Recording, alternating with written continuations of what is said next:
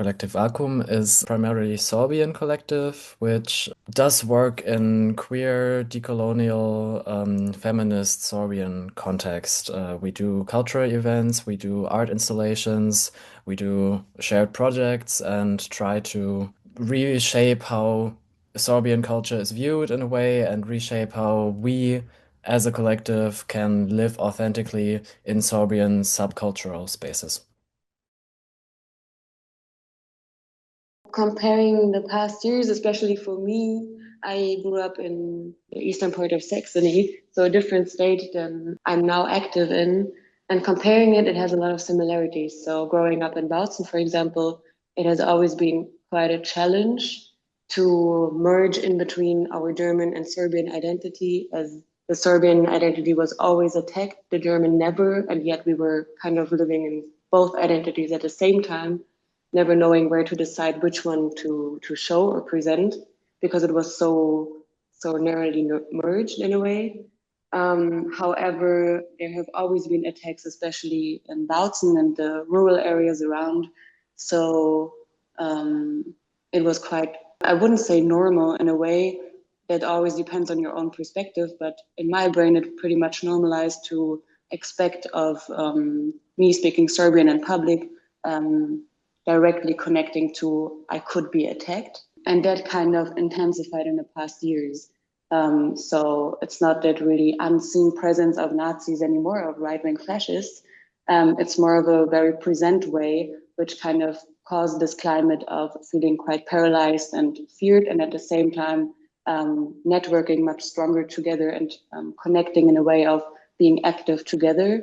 And I think I would also say this about Cottbus. So the past years have been still quite drawn by events of right-wing activists attacking several cultural spaces or housing projects or individuals, especially individuals coming from minorities.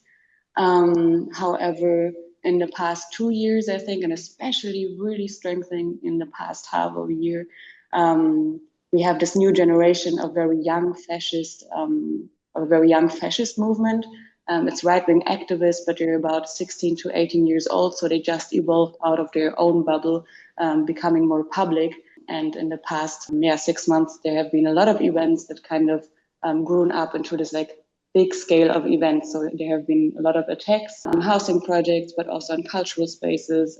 For example, the Queer Kolektiv in Sachsendorf, but also housing projects like Zelle 79, who's really a hotpot for activism in Cottbus and extremely important for a city like this. And also within the street picture or the city picture of Cottbus, you really see and feel that kind of mood, which really shifted our work, I think, also as Kolektiv Wakuum to a whole new perspective, because we realize for ourselves that what we do, it can't be put into a box of like, we always knew that as a minority, everything we do is political. However, now it's more of a combination of also really sticking to statements and working politically in a way of creating spaces for people who really lost their spaces recently and are not drawn to live in a safe space anymore. So our work that used to focus very much on cultural events, cultural arts, but also art and performances, really depending on the project size, now shifted to a more intensified way of, okay, if we do this, it could be attacked, but it's very important to stick together and to create a space for people who are marginalized outside of our bubble. I think it's a very unfortunate and sad circumstance that the Sorbian settlement area is basically in exactly those parts of Germany that have an especially high percentage of right-wing voters, right-wing people. It makes our work much harder and much unsafer than I would like it to be. And I find it especially hard to see that this is happening in a part of Germany that historically isn't German. That to me isn't necessarily like, of course, today there are Germans living there, but it's weird for me to be in the Sorbian settlement area and claim that you're a proud German.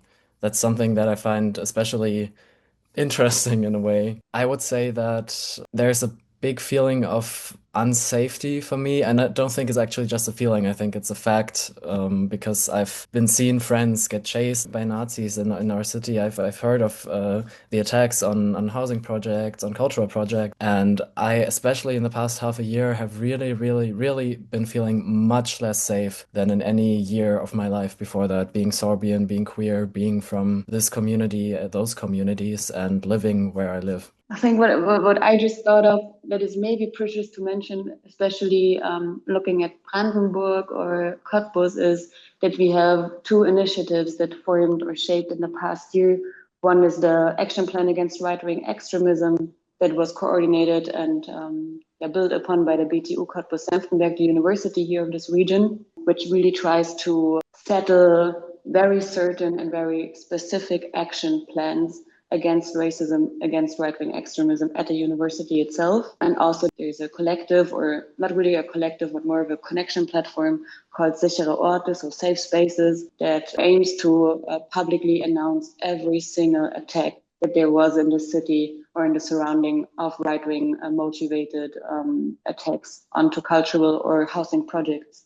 And adding on to that, there are also a lot of small community-based spaces that are, in my feeling at least, becoming even stronger and more connected because it feels more important than ever to do the work that they are doing, to do subcultural work, cultural work in general, to offer alternatives, especially for young people, alternatives to fascism, alternatives to hate, and also offering spaces for people who are Sorbian themselves. I feel like it's becoming more and more connected, that Sorbian culture and general cultural spaces and subcultural spaces in places like Cottbus or Bautzen are working together more. And I think it's very beautiful to see and very, very affirming in a way. I do feel the need to say that when we talk about fascism and the rise of fascism, we don't just talk about attacks, for example, are very big and extreme and public examples of it, but also about the small examples that we live through in everyday life, like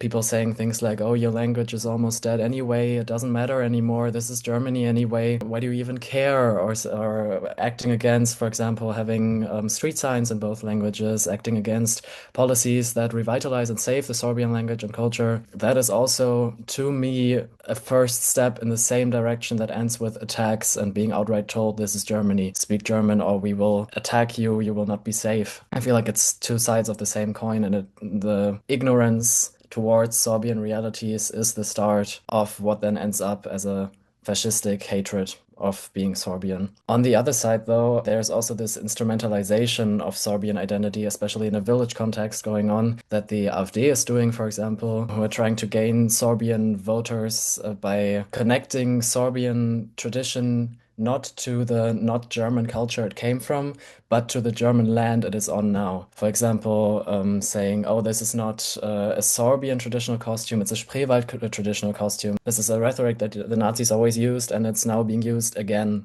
by the AfD, saying, "Oh, our villages are already colorful enough because we have the Sorbs." And this is something I find, frankly, as a Sorb, I find it disgusting. I don't want to be instrumentalized by a right-wing party for gaining votes. I think one thing I'm still learning and still trying to apply more to my work in activist spaces is you don't have to agree on every single point to still stick together and try to fight this threat together. And you can respect each other and try and be there for each other, even through disagreements within your space. It's always hard to have like disagreements and conflicts, but it feels to me at the moment like this is a very big threat that we have to fight together. So this is something that I do feel strongly about. And the second thing is, I think in many activist spaces, there's still not much understanding of minority cultures, indigenous cultures, but I feel like listening to these cultures can actually, hopefully, teach us a lot. What I would maybe add to this is don't stop talking about it and don't hide yourself just because our outside environment looks like you should hide.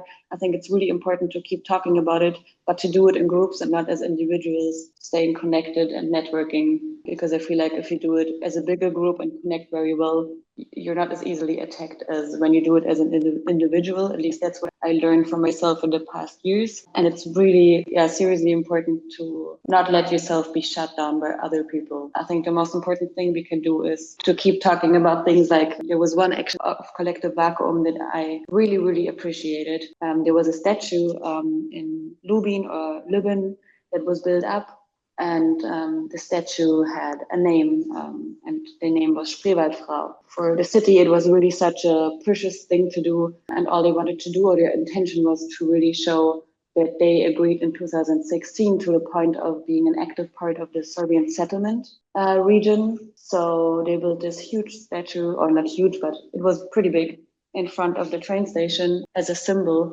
However, Spreewaldfrau is a name or a phrase that is really not okay to use anymore.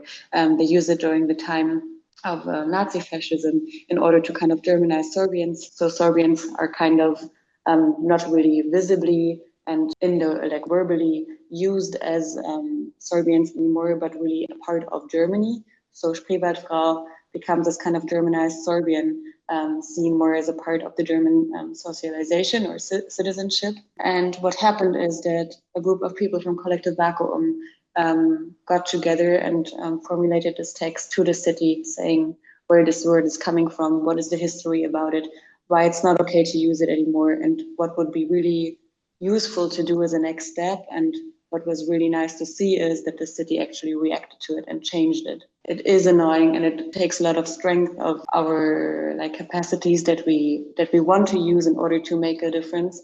However, I think it's really important that we keep doing it.